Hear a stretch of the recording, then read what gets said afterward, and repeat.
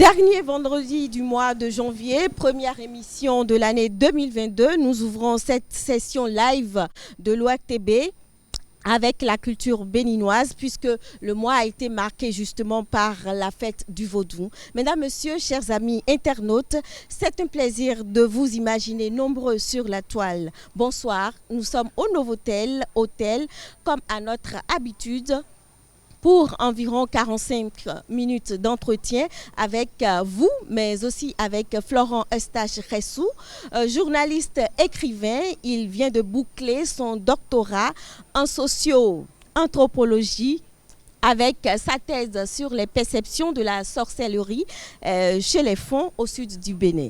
Docteur Florent Eustache-Ressou, bonsoir. Merci de nous faire l'honneur d'être notre invité. C'est un grand plaisir. D'accord. Alors, depuis des années, vous avez fait de nombreux plateaux de télévision, y compris justement ceux de l'ORTB. Vous êtes auteur également de plusieurs ouvrages, mais il reste beaucoup de choses que nous ne connaissons pas de vous et que nous sommes en fait curieux de savoir ce soir, cet après-midi. Et je vous dis tout de suite que je vais donc vous retourner dans tous les sens et dans tous les sens du thème pour extraire justement les parties les plus croustillantes de votre vie. Est-ce que vous êtes prêt à me lâcher tout ce qui est bon dans votre vie, mais ce qui est aussi pas très bien? Tout ce qui est bon, oui. Vous allez nous dire toute la vérité? Et de toutes les façons, toutes les vérités ne sont pas bonnes à dire. Donc, je dirai ce que je pourrais dire. Et pour ma protection personnelle, je tairai ce que je peux taire. Vous allez me permettre ça aussi. Merci. Mais je vous poserai quand même des questions. Oui, naturellement. Alors dites-nous déjà comment vous vous sentez sur cette émission. C'est bien la première fois que je vous invite sur cette émission. Vous êtes en plus mon doyen. Qu'est-ce que vous avez envie de me dire? Ben, je suis à l'aise parce que d'abord c'est un endroit plaisant. L'hôtel est très joli, on est en plein air. On est dans un décor naturel avec des collègues que je reconnais. Et puis, quand on a en face de soi Angela, on ne peut qu'être heureux, détendu. Donc, vous comprenez que je suis très heureux d'être ici ce soir. Et j'espère que je vais satisfaire la curiosité des internautes et de toutes les personnes qui nous suivent en ce moment. Alors, mesdames, messieurs, vous soyez rassurés que je suis très heureuse de vous retrouver. Et voici la première rubrique de cette émission, l'Icebreaker.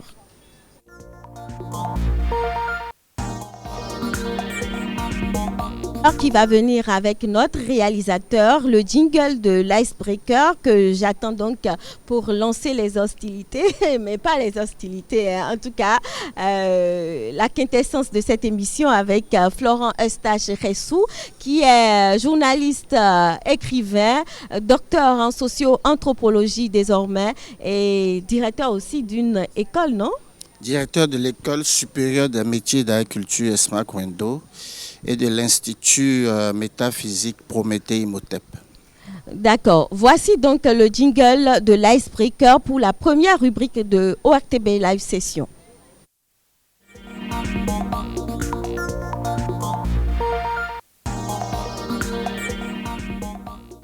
Alors, Florent Eustache-Ressou, d'abord, y a-t-il des prénoms, notamment un prénom local que vous portez et que nous ne connaissons pas?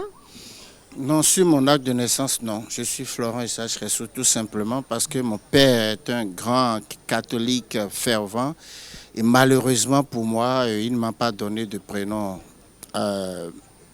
indigène, le mot n'est pas bon. Il ne m'a pas donné de prénom béninois. Donc je suis Florent Eustache-Ressou, malheureusement. Ça contraste vraiment avec ce que vous êtes, oui, puisque si vous êtes le choix, vraiment attaché à la culture. Si j'avais le choix, je n'aurais jamais porté Florent Eustache, mais bon. C'est pas grave. Alors, c'est pas bien grave. Donc, on a tout ce qu'il faut en termes de prénom et de nom. Oui. Florent Eustache-Ressou. Oui. C'est tout ce qu'il y a sur votre... Sur mon acte de naissance, voilà. Oui. Alors, les Ressou, ils viennent d'où? Et puis, est-ce que c'est du sud, du nord, ouest, est? Et quelle partie exactement du Bénin? Eh bien, les Ressou sont partout au sud. C'est, pour la petite histoire... Ils ont quitté un peu Abomey, se sont éparpillés. Moi, ma famille est de Dassa. C'est-à-dire que c'est un petit village de Dassa Zoumé, ça s'appelle Awaya. Pour la petite histoire, je salue Jacques Rayadi, je salue Fernando Ressou, je salue Henri Ressou, etc. etc. Elvis Ressou aussi, Elvis vous Ressou, êtes nombreux dans la Hervé presse en Ressou. plus. Voilà, ce sont mes petits-neveux. Donc nous sommes d'Awaya parce qu'on a immigré, on a quitté Abomey, on a immigré vers Corvey, etc. On est allé se réfugier dans les collines pour... Donc vous êtes passé chez moi à Corvey. Oui, on a pris par là. Merci pour beaucoup. Aller nous Moi, installer. je ne prends pas d'ananas.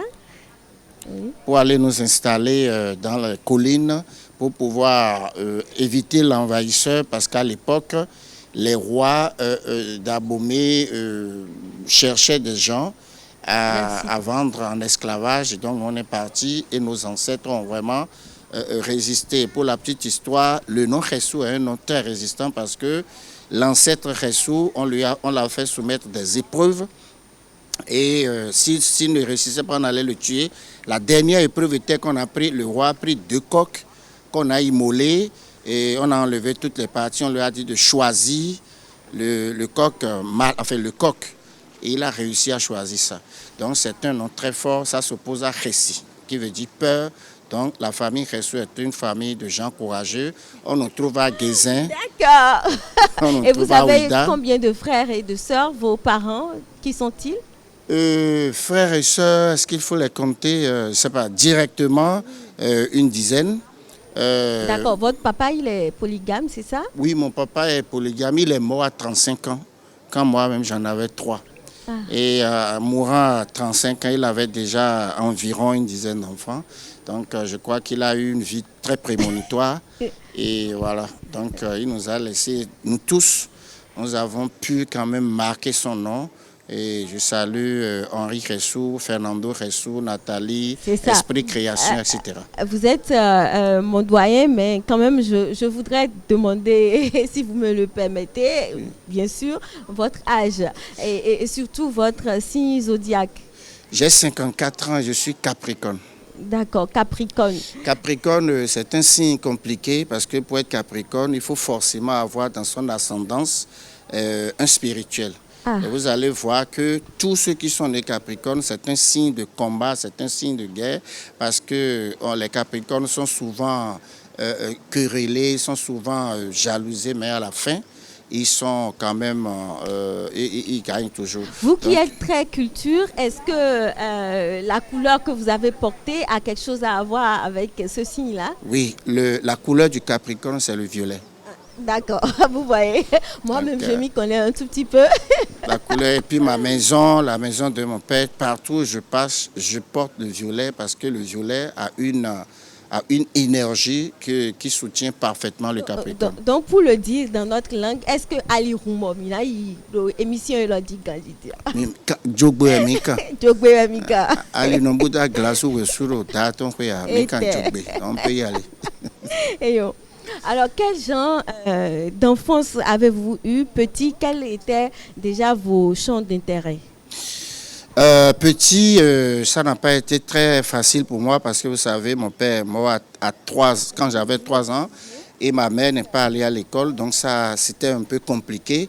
Donc j'avais le choix entre réussir et ne pas réussir. Et déjà, à ce moment-là, j'ai décidé de réussir. Et c'est pour ça que pour moi, la vie est un véritable combat. Donc j'ai combattu tout le temps. Et heureusement, Dieu m'a aidé puisque très vite, j'ai eu rapidement le CEP, j'ai eu rapidement le BPC. Oui, mais quel jeu, qu'est-ce que vous aimiez toucher? Oui, j'étais un grand footballeur. Voilà, le football. J'étais un très bon footballeur. Oui. Vous avez été turbulent? Très. J'ai jamais été un enfant discipliné. Je n'ai jamais réussi à avoir ma moyenne en conduite. Et qu'est-ce qu'on vous reprochait le plus? Et j'aimais imiter mes enseignants parce que j'étais comédien. Lorsqu'un professeur n'était pas là, je me mettais devant mes camarades et j'imitais le professeur qui allait venir. Et parfois, on me surprenait en train de le faire. Et puis, à la surveillance, on me collait des heures, je saclais beaucoup. Et donc ça fait que je suis comédien, je suis dramaturge, je suis humoriste, je suis un artiste parce que j'estime que cette vie est pour les artistes. Lorsque tu ne peux pas créer, lorsque tu ne sais pas créer, lorsque tu ne peux pas te défendre, tu ne peux aller nulle part. Donc l'imagination, c'est pour les artistes et cela fait que je suis écrivain, auteur de 24 livres déjà. Et puis j'ai été médaille d'or de la francophonie en danse, parce que je suis scénariste de danse. J'ai dirigé le Ballet National pendant 11 ans. Et puis voilà, j'ai fait plein d'aventures. Pour pouvoir embrasser tous ces champs d'art, on va dire d'art, A-R-T-S, quelles études avez-vous faites? J'ai fait la série L1. J'ai fait naturellement jusqu'en 3e. En 1985, j'ai eu mon BPC. On n'était que 2 à avoir le BPC au CG Weyko. En 1988, j'ai eu le bac L1, donc le bac A1, donc bac littéraire. Je me suis inscrit en lettres modernes. Je suis arrivé jusqu'au niveau maîtrise de lettres modernes. Ensuite, je suis allé au Sénégal pour faire Dakar, le CESTI, major de la 25e promotion. Je suis revenu m'inscrire en DEA, puis en DEA de sociologie, anthropologie, développement, et ensuite docteur depuis le 10 novembre 2021.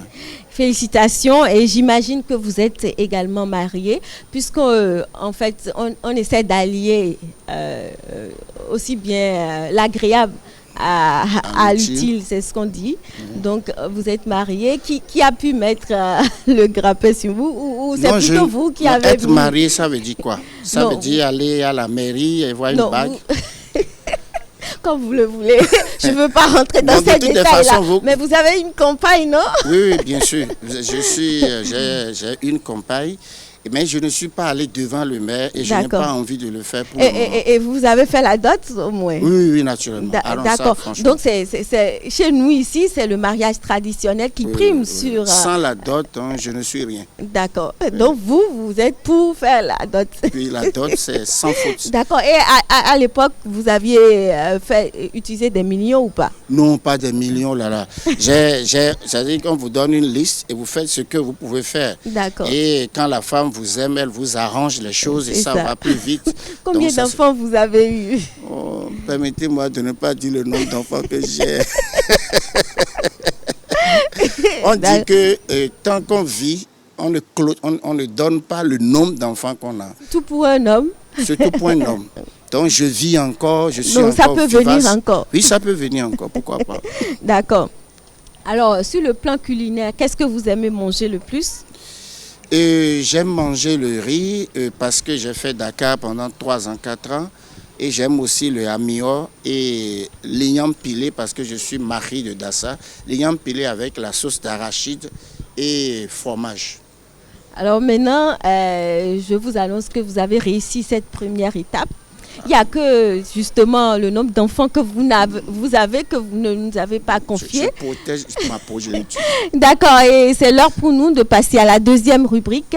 C'est le moment vraiment culte puisque nous allons nous intéresser justement à votre thèse, le thème de votre thèse. Et c'est pour tout de suite le moment de vérité.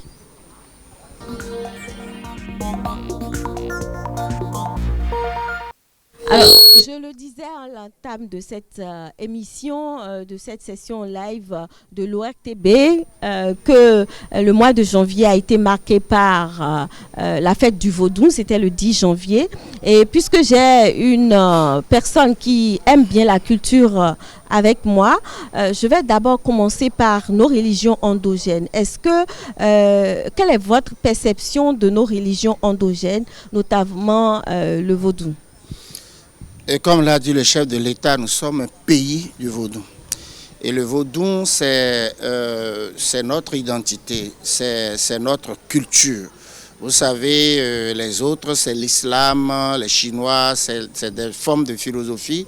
Et chez nous, c'est le vaudou parce que nous croyons fermement que au-delà du visible, il y a l'invisible et que c'est l'invisible qui commande le visible. Donc, ce qui fait que les plantes, la nature, la spiritualité, notre spiritualité est vaudou. Et je pense que c'est le choix de nos ancêtres.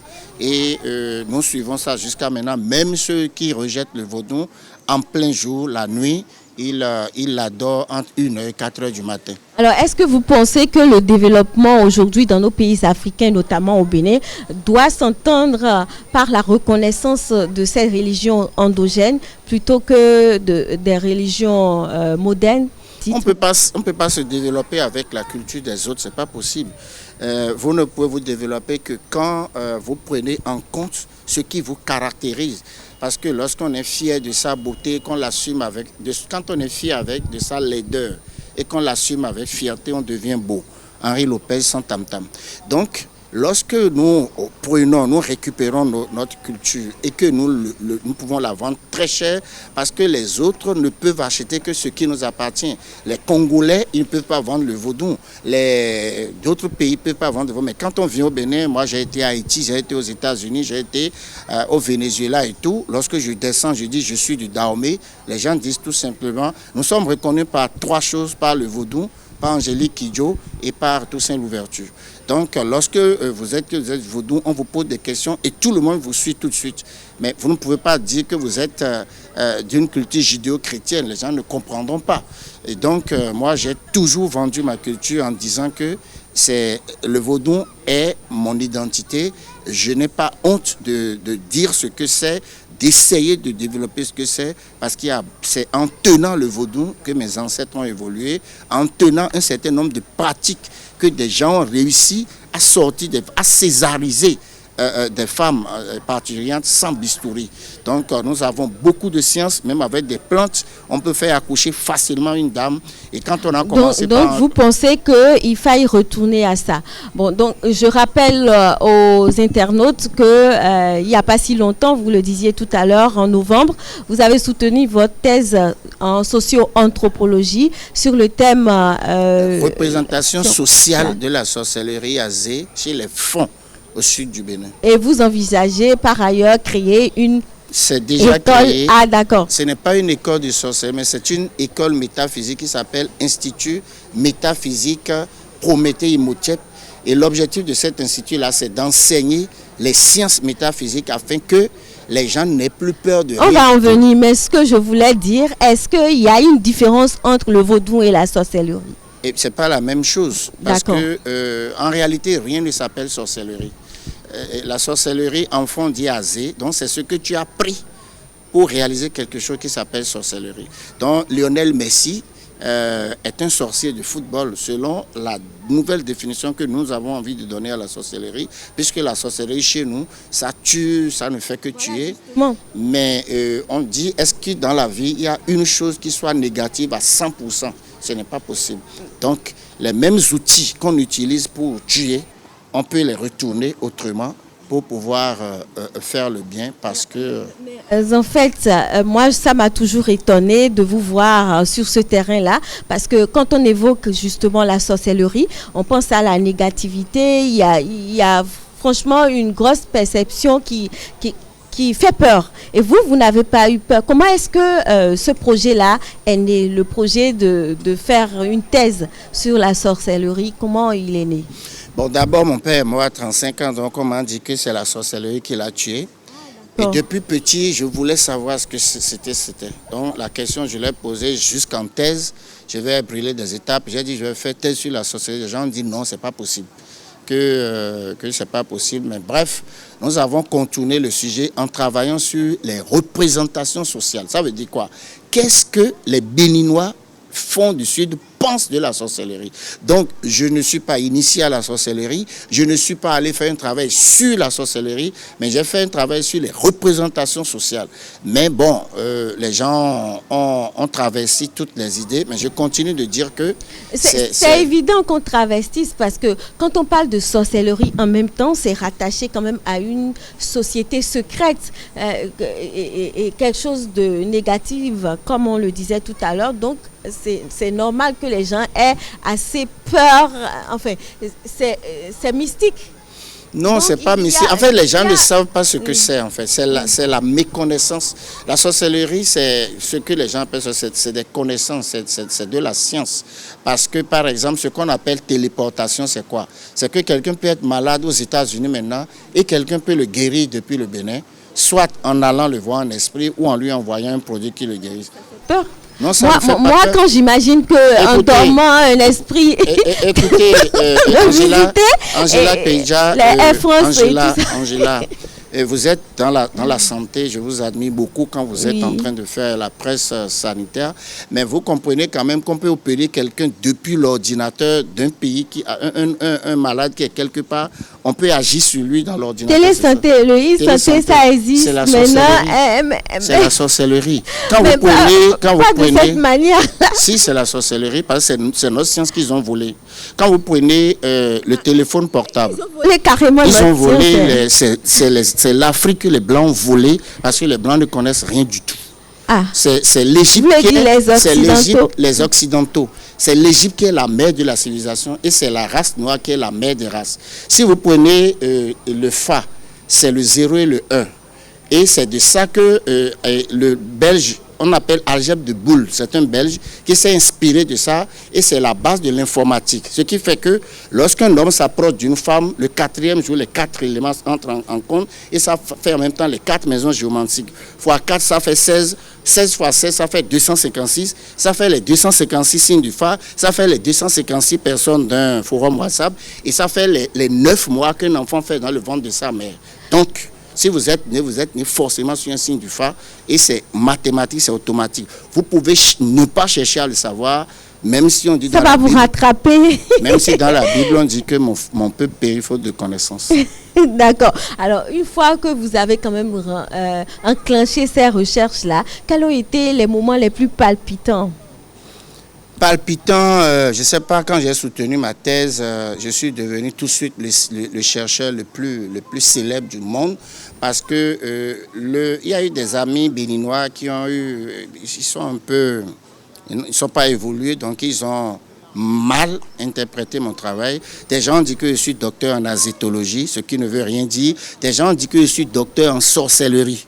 Ce qui ne veut rien dire, mais les gens disent, mais voilà un Béninois qui est devenu carrément docteur en sorcellerie. C'est-à-dire qu'il a tellement bouffé la sorcellerie qu'il est devenu docteur dedans. Ça, c'est quand vous avez soutenu et que vous avez dit quelque chose que la toile a reprise. Oui. Mais avant, au cours des recherches, est-ce que, quelles sont les difficultés ou bien de petites anecdotes quand vous êtes allé vers les gens et que vous leur avez posé des questions par rapport à leur perception?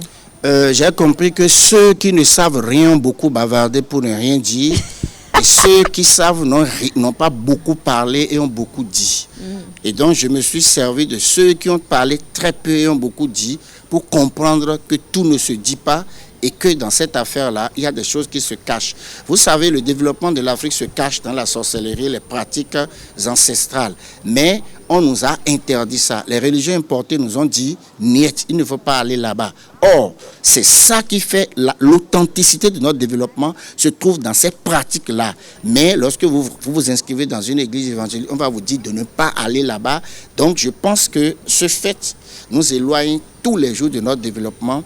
Parce que vous avez dit tout à l'heure que, voilà, que vous êtes d'accord que quelqu'un opère à travers l'ordinateur un malade qui est en Suisse. Mais vous ne comprenez pas que un Béninois puisse prendre des mais la différence ici, c'est que il y a une autre personne qui est en train d'opérer physiquement la personne. Oui. Et l'autre le guide peut-être de l'autre côté. Oui. Donc, ça, c'est encore possible. Mais ici, on ne verra ni d'ouverture, on ne verra rien. Et puis, la personne rentre dans votre corps. Mais ça, c'est flippant. La personne ne rentre pas dans votre corps. Ah, bon, ça s'est passé comme ça chez les Blancs pendant longtemps avant qu'ils mettent ça dans la réalité. Donc, alors aujourd'hui, lorsque quelqu'un peut aller en esprit soigner à l'étranger, et je ne sais pas ce que vous appelez flippant, mais ce que je sais, c'est que bientôt, les gens vont commencer par aller sans visa mais et sans vous savez que l'esprit, c'est l'énergie vitale que moi j'ai. Oui. Hein, et chacun de nous a ça. Oui. Mais donc, d'imaginer qu'il y a une superpuissance en dehors de ce que nous appelons tous Dieu, ou Allah, ou Jéhovah, qui puisse vraiment communiquer avec cette énergie positive que vous avez, c'est flippant. Comment ça? Ben, ok, vous le dites parce que vous n'en savez rien, vous n'avez pas fait de recherches là-dedans. Bon. Donc je vous comprends. Aujourd'hui, pour vous, vous étiez en train de le dire, la sorcellerie, c'est une science. Oui, c'est une science, c'est des savoirs, c'est des connaissances. D'accord. Et j'ai oublié de dire que dans ma thèse, dans le livre est ici édité, c'est que chaque homme est un sorcier qui s'ignore. Ah. On ne peut pas être homme vivant si on n'est pas un sorcier d'une certaine manière. D'accord, donc je suis une sorcière. Pleine. Bon, donc j'en viens maintenant à ce que vous avez sorti en disant que la femme, le vagin de la femme, disons-le clairement comme ça, est le siège de la sorcellerie. Mais franchement, qu'est-ce qui vous amène à dire ça? Franchement, permettez-moi de ne pas faire le débat. Ah, on va faire ça. Parce que c'est même le nœud de notre invitation. Oui, et c'est la vérité. Mais les gens n'ont pas envie que ça soit dit ainsi. Mais comment est-ce que vous en êtes arrivé là? Ok, je vous explique. Avant, il y a les nains, les minons. C'est-à-dire que c'était les matrones. C'était elles qui accouchaient les femmes. D'accord? Et lorsqu'une femme est enceinte, lorsque l'accouchement est difficile, la dame peut même prendre son sexe opposé au sexe de la femme enceinte, aspirer l'enfant dans son ventre et l'accoucher. Ah bon? Oui. Et c'est elle, c'est-à-dire qu'on accouchait sans problème, il n'y avait pas de bistouri et tout. Et après, nous avons remarqué qu'il y a eu la chasse aux sorcières, les sorcières sont chassées, elles se sont retranchées dans les brousses et donnaient les informations aux chasseurs qui sont devenus les plus érudits. Donc, dans le parler fond, lorsqu'on dit minon, ça fait penser à la femme, à la puissance matricielle. Je n'ai pas envie de dire vagin. Alors donc, lorsqu'on ne dit pas azétor, on dit ya, on dit minon. Et c'est par analogie que on dit na. Na. Et lorsque la dame a un grand pouvoir, on dit na. C'est pour ça que les catholiques parlent de Namalia. C'est-à-dire que la Vierge Marie est appelée Namalia. Permettez-moi de ne pas creuser ça. C'est une matrice, parce que c'est une matrice. Donc la matrice a une puissance qui est couverte par la sorcellerie, c'est-à-dire minon. C'est pourquoi les mères difficiles, on les appelle minolais. Et chez les Yoruba, on les appelle Iya ou Shorunga, c'est-à-dire les mères difficiles. Donc, c'est elles qui ont le pouvoir de la nuit, c'est les mères de la nuit, c'est elles qui décident de tout ce qui se passe dans la journée. Donc, pour parler d'elles, on dit minon. Donc, on évoque ainsi la puissance matricielle. Et en bon français, vous savez ce qu'on appelle matrice. Oui. Donc, moi, je suis d'accord que les femmes sont une matrice là. Donc, c'est pour dire tout simplement pour tout couvrir que la femme est un mystère parce que cette affaire-là qu'elle a, la détermine et commande l'univers. La femme, je pense que Dieu doit être une femme parce qu'il n'y a que la femme qui peut donner la vie, un peu comme Dieu. Donc, et on ne peut pas donner la vie si on n'a pas cet appareil-là. Autrement, vous vouliez symboliser ce mystère qui entoure la femme. La femme. Déjà, même au niveau de son sexe, voilà, là, c'est en fait assez retranché. C'est pas quelque chose qu'on voit directement comme ça. Et tout le mystère là. Oui, et tout le mystère là dans la forme. Et il y a un signe du phare qui s'appelle Samedi. On dit, au début, cette affaire-là, on avait voulu qu'elle reste ici. Je vais pas donner le nom du sexe de la femme. Et ça n'a pas marché. On a dit de rester ici, ça n'a pas marché. C'est resté ici, ça n'a pas marché. Et ça a choisi sa place entre les deux cuisses. Ça veut dire à Samedi. À Samedi. Hein, okay. Donc, elle est logique. Mais comment vous avez fait pour savoir que c'était ici? Non, c'est la recherche. C'est la recherche. Oui, c'est pas moi, c'est dit, c'est comme ça. C'est dit dans notre... Et donc, c'est resté là, parce que ça ne peut que rester là. Et vous voyez là où c'est resté. Lorsque vous allez chez le consultant et que le signe Samedi sort, ça devient ce que ça veut dire. Ça veut dire que les mères difficiles sont là. Autre chose qui a fait vraiment couler de l'encre et de la salive, c'est justement le cunilingus dont vous parlez comme un danger pour celui qui s'y adonne. Moi, je voudrais comprendre. Non, en fait, cette affaire-là, on l'a tous fait. Hein, et ça fait plaisir aux femmes. Vous avez fait ça? Oui. Et donc maintenant, vous ne le faites plus ou parce que j'ai fait des recherches, j'ai vu que un être humain doit avoir le pouvoir du verbe. qu'est-ce que j'appelle pouvoir du verbe? Lorsque ton enfant est malade, tu dois pouvoir prier pour qu'il guérisse. Or, moi, j'ai découvert à travers des informations des personnes âgées, à travers un document, que le cunilingus, on peut y aller, c'est doux, mais ça diminue le pouvoir du verbe, ce que les Fonds ou les Yoruba appellent doche. Alors, lorsque tu n'as pas le doche, même tu ne peux pas prier et ta prière va marcher. Donc, ça fait l'objet de beaucoup de polémiques aussi. Je ne comprends même pas. Comment est-ce qu'on... c'est juste un plaisir sexuel qu'on se donne, non? Non, parce que l'endroit où vous envoyez l'affaire, là, ce n'est pas un endroit simple. On a déjà dit que c'est minona. On a déjà dit que c'est un lieu sacré. Voilà. On a déjà dit que c'est comme... La femme, c'est un temple. La femme est comme la succursale de Dieu. Vous comprenez, le corps de la femme est véritablement le temple de Dieu, si vous voulez que je le dise en version plus positive. Alors, lorsqu'on commence à explorer cette affaire-là, au commencement était la parole. Et la parole s'appelle Dieu. Et le verbe est porté par la langue. Donc, lorsque votre langue va à cet endroit-là, c'est que ça ne va pas là-bas impunément, ça ne va pas là-bas simplement. Mais si vous aimez la femme ou bien... Si vous aimez, vous pouvez le faire, mais donc vous n'avez plus rien à faire avec le pouvoir du verbe. Et moi, le pouvoir du verbe est très important. Donc les journalistes, à partir de maintenant, surtout, doivent faire très attention. Non, je n'ai pas demandé aux gens pour qui c'est délicieux, donc à continuer. Mais lorsque tu es journaliste, par exemple, vous utilisez le pouvoir du verbe. Et si, bon, et malheureusement... Et la fellation, justement.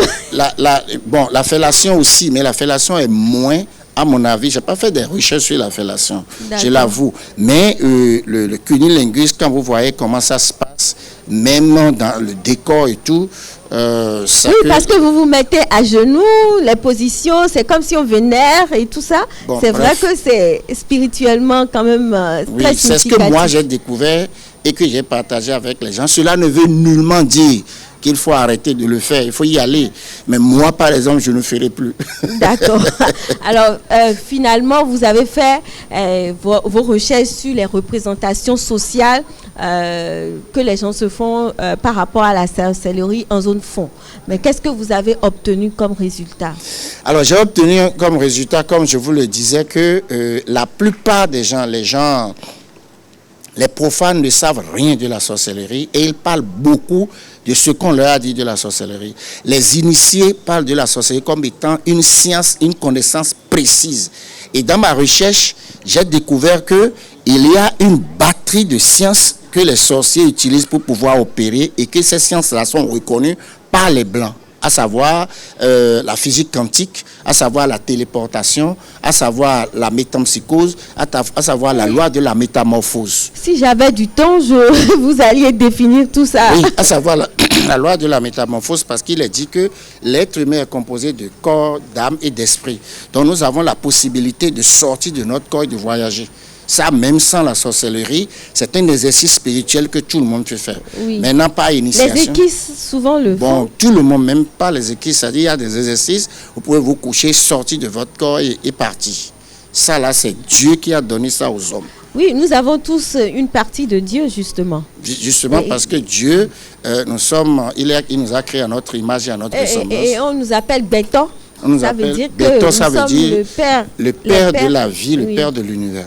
Alors à partir de ce moment-là, nous avons la possibilité de sortir de notre corps et de faire tout ce que nous voulons. Donc ce n'est que la manipulation négative de cette possibilité qu'on appelle sorcellerie, c'est-à-dire qu'on sort de son corps, on se dématérialise pour faire le mal, comme on peut se dématérialiser aussi pour faire le bien. Donc, mais ce que nous percevons, c'est que le mal. Or, moi, j'ai dit non. Donc, en zone fond, les gens pensent toujours que quand on parle de sorcellerie, c'est le mal. En zone fond, les gens pensent que quand on parle de sorcellerie, c'est le mal. La majorité des gens, mais les gens initiés, les gens qui connaissent, savent qu'il y a une possibilité, parce que la sorcellerie est ce que le sorcier est. Est-ce que je suis jaloux? Est-ce que j'ai envie de nuire à quelqu'un? Ou bien je suis gentil et j'ai envie de guérir quelqu'un qui est malade. Moi, je considère le sorcier, le guérisseur, comme des frères siamois, c'est-à-dire que l'autre est perçu comme quelqu'un qui guérit, c'est-à-dire le tradit praticien, le guérisseur, et le sorcier, lui, il est dans la nuit parce qu'il est perçu comme quelqu'un qui tue. Donc il y a une coopération entre les deux et c'est un marché, c'est un théâtre qui se joue. En fait, les gens en parlent tellement de façon flippante que franchement, on dit que vous allez, parfois ils vont la nuit, ils vont se retrouver sous l'arbre, bon, ils mangent du hata. Bon, tout ça. Non, moi, je n'en sais absolument rien. Ça, mais je pense que si les gens en parlent, c'est que ça existe. Mais on ne va pas passer toute la vie à être flippant ou à flipper sur ces trucs-là. On peut aussi dire, c'est notre culture. À partir du moment où des gens disent que c'est des savoirs, que c'est des connaissances. Dans quelle mesure est-ce que nous pouvons en utiliser pour nous développer? Parce que moi, j'ai fait une thèse en socio-anthropologie de développement et la question de savoir dans quelle mesure est-ce que nous pouvons utiliser nos savoirs endogènes pour nous développer. Et j'ai découvert que tout ça, on appelle ça sorcellerie. Parce qu'il y a des plantes qui peuvent guérir, il y a des paroles qui peuvent guérir, il y a des manières qui peuvent... Il y a par exemple les nouvelles nous, il y a par exemple les noujiou, il y a plein de trucs que lorsque vous êtes malade, on peut vous faire, ça va vous guérir tout de suite sans que vous alliez à l'hôpital. Malheureusement, ça s'appelle sorcellerie. Vous l'avez dit, hein, quand on parle de sorcellerie, on parle de négativité, c'est la perception, hein, méchanceté, tuerie, avec des pratiques occultes. Mais vous, en plus, vous venez de nous dire que c'est pas ça, mais vous envisagez quand même créer un temple de savoir. Non, je réponds, vous avez hésité, n'hésitez pas. Dès que j'ai fini de soutenir ma thèse, on m'a tendu le micro, j'ai dit que j'allais créer une école de sorcellerie. Oui, c'est ce que vous avez dit. J'ai dit ça. Mais en réalité, personne ne m'avait compris. Mais c'est quand c'est allé dans tous les sens que je ne peux plus me faire cela. Mais ce que je veux dire, c'est que ma recherche a montré que les sciences qu'on utilise pour faire le mal, ces sciences-là, on peut les utiliser pour faire le bien. Et que moi, je vais créer un institut pour enseigner le bienfait, c'est-à-dire le côté positif de ces sciences-là pour aller au développement. C'est ça que j'ai voulu dire, mais personne... Mais vous pensez que vous allez pouvoir rien faire que le côté positif? Bien sûr, c'est un choix. Non. Si vous quand on prend une plante, souvent même en sciences modernes, en médecine, on connaît la dose létale et en même temps on connaît ce que ça peut guérir. Donc ça veut dire que vous ne pouvez pas non plus vous occuper uniquement de ce côté positif comme vous le dites. Pourquoi? Ça doit être complet. Pourquoi? Non, quand par exemple vous dites que dans la sorcellerie il y a ce côté positif, que vous allez essayer d'utiliser. Vous prenez la plante qui est devant moi, l'arbre qui est devant moi, je ne sais pas comment ça s'appelle, regardez, vous pouvez m'aider. Si on prend cette feuille-là, ça doit avoir son côté positif et côté négatif. Non, le problème c'est que vous n'avez pas compris. Oui. C'est-à-dire qu'on a le choix. Quand on s'initie à la sorcellerie, on peut décider de nuire. Il y a une grande partie des gens qui se sont initiés à ça, ils opèrent dans la nuit, ils nuisent. C'est ça, c'est la nuisance, je suis d'accord. J'ai exposé ça dans ma thèse. Mais j'ai dit que ce qui m'intéresse, c'est que ce truc-là, que tout le monde perçoit comme négatif, a un côté positif qu'on peut utiliser pour le développement. Je persiste et je signe, et c'est ma thèse, et je pense que voilà, des gens vont lire, d'autres vont venir. Quelles sont les matières que vous envisagez? J'ai commencé par le dire, par exemple, il y a le fa. Il y a le fa, dans la sorcellerie, il y a le fa, il y a des signes, je viens de dire Samenji, donc c'est un signe du fa. Il y a la boologie, qui est la science du beau, c'est-à-dire que... Du gris-gris même là. Bon, on ne dit pas gris-gris, on appelle ça beau. Et il y a le professeur Assoba, je le salue. Mon doyen, Florent Estache, c'est sacré. Non. Donc, on va apprendre la biologie. Oui, parce que le beau, c'est quoi? C'est quand vous savez que quand on met telle chose sur telle chose, que ça produit tel résultat. Oui. Et vous pouvez faire pour faire du mal, comme vous pouvez faire pour faire du bien.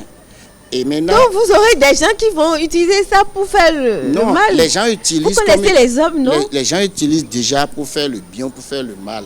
Maintenant, on peut choisir d'éduquer les gens pour qu'ils utilisent ces sciences-là pour faire le bien.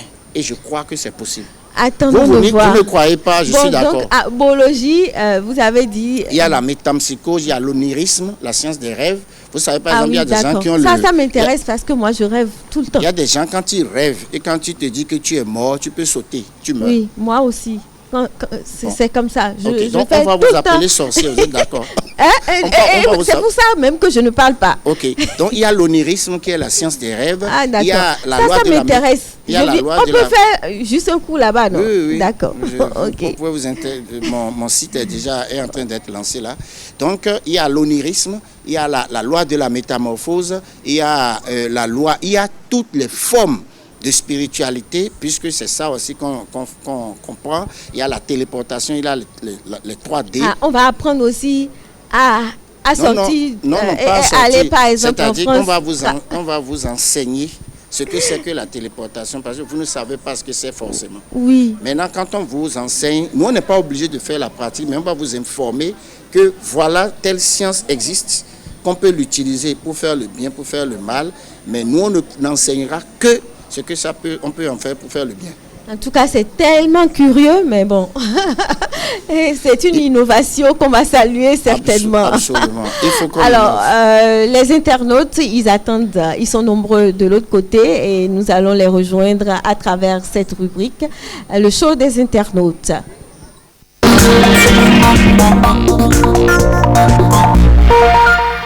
Vous pouvez y aller. Il y a eu beaucoup de questions. Il y a Arsène qui demande ceci.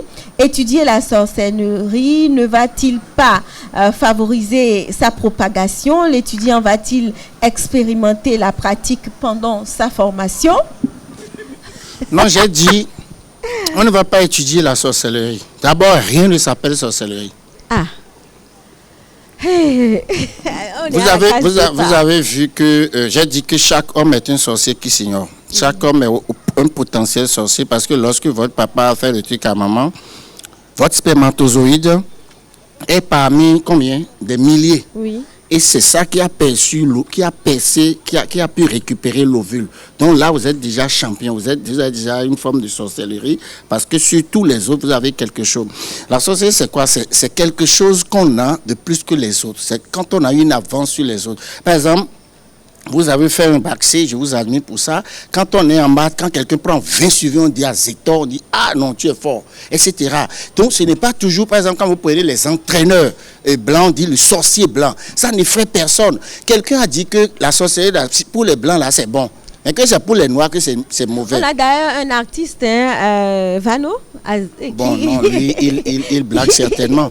Mais vous voyez, donc, ce qu'on est injuste envers nous-mêmes, c'est que c'est tout ce qui vient de chez nous là qui est dévalorisant. Ce qui vient chez nous, c'est la frayeur, c'est flippant, c'est négatif. Mais quand le blanc vient tout de suite, ce que lui dit, oh, les blancs, enfin, les Européens nous volent, ils ont volé tout le temps. On va expérimenter la téléportation ou bien l'onirisme ou bien, enfin, les sciences que vous voulez enseigner. Bien sûr, par exemple, lorsqu'une fille, elle rêve et que quand elle rêve, ce qu'elle trouve se réalise, on va enseigner que ce n'est pas parce qu'elle est sorcière, mais que c'est parce qu'elle a quelque chose que... Donc il n'y aura pas de pratique, c'est ce qu'il demande. Non, pratique, c'est ce que les gens disent, c'est qu'ils pensent que moi je vais créer une école pour distribuer la sorcellerie aux gens. Je n'en ai pas, je n'en ai pas à distribuer. Il y a Jean... Et donc, ils sont à côté. Il y a Jean qui dit, peut-on partager son quotidien avec quelqu'un qu'on reconnaît comme sorcier? Mais tout le monde est sorcier d'abord, et le sorcier, on ne le fuit pas. Lorsque vous reconnaissez la personne est initiée, je ne sais pas à quelle science, parce qu'on ne le reconnaît pas forcément, mais tout le monde partage son quotidien avec des sorciers parce que la personne peut être initiée sans que vous le sachiez. Et ça se passe très bien. Tant que vous n'avez rien fait pour connaître les représailles de cette société secrète, vous circulez normalement, mais quand vous commencez par faire des choses, il y a des actions par exemple que vous menez, vous allez chercher une femme d'autrui, vous allez avorter, vous allez enfreindre aux lois de la nature, aux règles de la nature, ces gens-là peuvent vous juger et vous punir. Odilon veut savoir si on peut stopper les méfaits de la sorcellerie en Afrique. Non, il n'y a pas de méfaits de la sorcellerie. Par exemple, vous, quand vous êtes dans un milieu, il y a des gens qui sont gentils, il y a des gens qui ne le sont pas. C'est exactement comme ça. C'est-à-dire que vous allez voir des amis qui vous aiment, qui vous aident dans ce que vous êtes en train de faire, mais il y a des gens, chaque fois que vous venez, eux doivent vous récupérer, vous insulter. Donc, c'est comme l'équilibre parfait entre le bien et le mal, le yin et le yang, le jour et la nuit. Et donc, lorsqu'on va décider d'inhiber la sorcellerie, c'est qu'il faut tuer tous les hommes qui sont sur la planète, parce que chacun de nous a un côté négatif et un côté positif. Et ceux qu'on connaît comme côté positif, c'est les gens qui ont un surplus du côté positif. Sinon, chacun de nous a un brin de sorcellerie en lui. Nous sommes au terme de cette émission, mais avant, finalement, vous pensez qu'il n'y a pas matière à avoir froid dans le dos quand on évoque écoutez, le mot sorcellerie, non, tout simplement. Il n'y a rien du tout, parce que lorsque vous n'avez rien fait à personne, personne ne peut rien vous faire. C'est ce que tu fais qui te fait. Lorsque tu passes ton temps, par exemple, à avorter tes grossesses, lorsque tu es femme et tu prends l'argent des hommes que tu bouffes sans savoir, un jour tu vas prendre un montant et les gens vont venir te demander des comptes autrement que de rendre ça en monnaie sonnante. Vous faites exprès d'en parler parce que c'est moi ou pas? Non, toutes les femmes, tous les hommes, parce qu'il y a des hommes qui prennent de l'argent aux femmes aussi, des gigolos. Donc excusez-moi, c'est ça. Donc, en fait, il faut être droit. Quand j'en parle, j'évoque en fait la lutte contre les violences et contre tout. Puisque je suis quelque peu féministe. Oui, je sais. C'est juste ça. Non, moi, je suis masculiniste. On est ensemble. Vous avez déjà relevé tout à l'heure, vous, sans le savoir, vous êtes avec moi déjà. Non, moi, je travaille pour la femme parce que pour moi, la femme est un mystère, la femme est un miracle. Et tout ce que je fais, c'est pour la femme. On ne peut même pas parler. On doit la respecter. On doit la respecter parce que les femmes sont plus fortes que les hommes. Merci beaucoup de le reconnaître. Mesdames, messieurs, nous sommes au thème de cette émission. J'espère que vous l'avez aimé. Retrouvez OATB Live Session de le premier numéro de l'année 2022 demain sur BB24 à partir de 16h. Merci et à très bientôt. Bye bye.